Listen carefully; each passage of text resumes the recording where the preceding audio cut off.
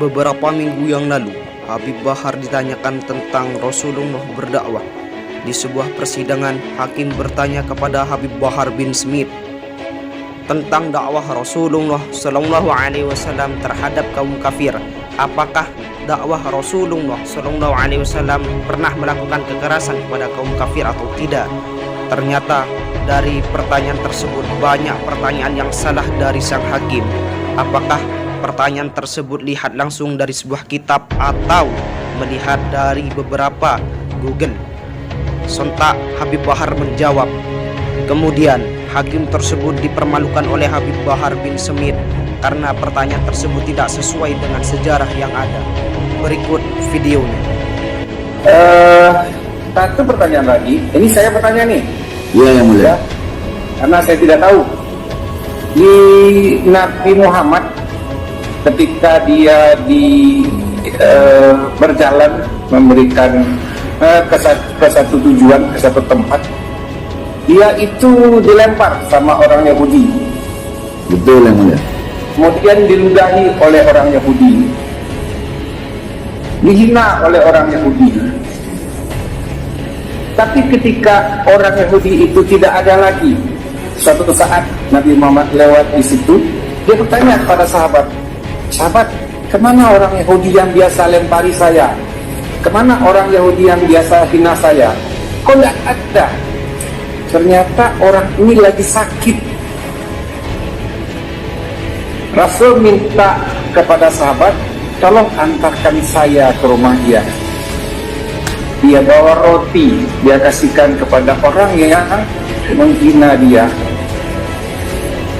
Nah, itu kebaikan-kebaikan yang pernah saya dengar. Apakah Habib pernah tahu kalau Rasulullah ini pernah melakukan kekerasan terhadap orang? Baik yang mulia, mohon izin untuk menjelaskan yang mulia. Ya. Yang mulia, Rasulullah SAW, beliau itu diutus bukan bikin orang bodoh jadi pinter, bukan bikin orang miskin jadi kaya, tapi bikin orang yang tidak berakhlak menjadi berakhlak, tidak beradab menjadi beradab. Jadi Nabi Muhammad datang membawa kasih sayang, membawa cinta, membawa adab, membawa akhlak. Cerita yang mulia tadi itu benar dan itu tercatat dalam kitab Tarikh Al-Imam Ibnu Jarir At-Tabari. Tercatat juga dalam kitab Syirah Nabawiyah. Tercatat juga dalam kitab Tarikh Al-Imam Ibnu Katsir. Mungkin saya koreksi sedikit, yang Nabi bawa bukan roti tetapi buah yang mulia. Nabi Muhammad diludahi, dilempari kotoran onta, dilempari isi perut onta. Tapi ketika orang itu tidak ada, benar Nabi mencarinya. Kemudian ada yang bilang bahwasanya dia sakit. Nabi mendatanginya, menjenguknya. Orang itu berkata, wahai Muhammad, apakah engkau sengaja datang kemari ingin membunuhku karena melihat aku dalam keadaan lemah? Kemudian Nabi Muhammad berkata, tidak, aku datang kemari ingin membesukmu, ingin menjengukmu dan mendoakan agar engkau lekas sembuh. Ini buah aku bawakan untukmu, semoga kau cepat sembuh. Kemudian orang Yahudi itu berkata, sanak saudaraku, kerabatku belum melihatku, tapi engkau orang yang selalu aku lempari kotoran, malah engkau yang datang melihatku. Saksikanlah bahwasanya aku masuk ke dalam agama Islam.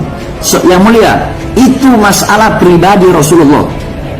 Nabi Muhammad masalah pribadi, beliau dihina, dicaci, dimaki, dilempari kotoran onta, beliau diam. Tetapi kalau selain daripada urusan pribadi, beliau tidak pernah diam.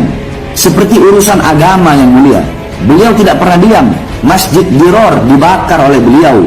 Ada yang mengaku nabi palsu, Musailamah al-Kadzdzab dibunuh oleh beliau. Bukan hanya dibunuh yang mulia, dan itu bukan hanya zaman Nabi.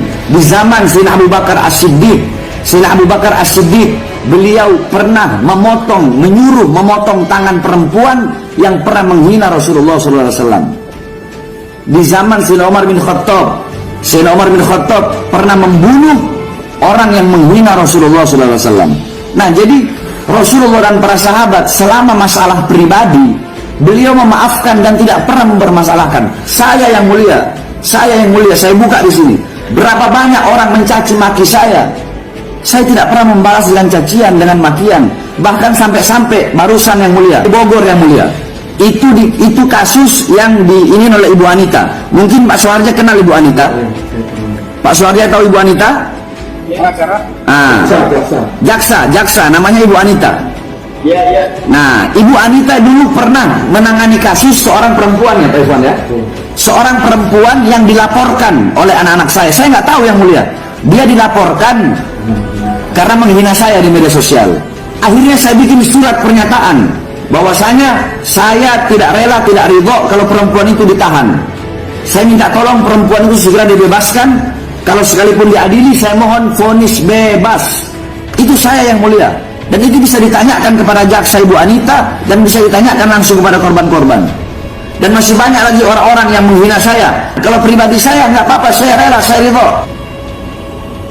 Saya punya kakek Sayyidina Ali bin Abi Thalib. Beliau dibunuh oleh Ibn Muljam. Ketika sholat ditusuk, ditikam dari belakang yang mulia. Ketika ditikam dari belakang, apakah beliau bilang kepada anak-anaknya, wahai anak-anakku, bunuh Ibn Muljam, kejar dia, bunuh dia, balas dia? Apakah beliau berkata seperti itu? Tidak yang mulia. Apa kata beliau? Nanti kalau aku mati, Ibn Muljam dalam keadaan ketakutan, aku bisa lihat dia. Beri dia perlindungan sebagaimana perlindungan yang kalian berikan kepada aku.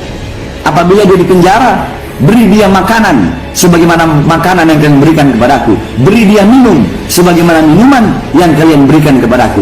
Itu akhlak dan adab kakek kami apabila pribadinya yang dihina bahkan dibunuh sekalipun yang mulia.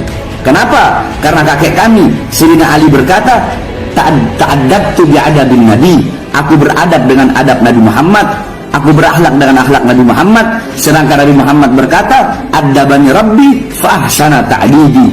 Allah yang mendidikku, Allah yang mengajariku akhlak, adab, sopan santun, sehingga sebaik-baiknya akhlak, sebaik-baiknya adab adalah akhlak dan adabku. Jadi kalau saya yang mulia, selama urusan pribadi, saya rela, saya ridho. Tapi kalau sudah urusan bangsa, urusan rakyat, urusan agama, urusan keluarga, saya tidak bisa tinggal diam yang mulia. Ada 7 napi, saya bikin mereka menjadi NKRI yang mulia. Napi teroris yang mereka mengatakan pemerintah togut, saya jelaskan kepada mereka sehingga mereka kembali kepada akidah Ahlus Sunnah wal Jamaah.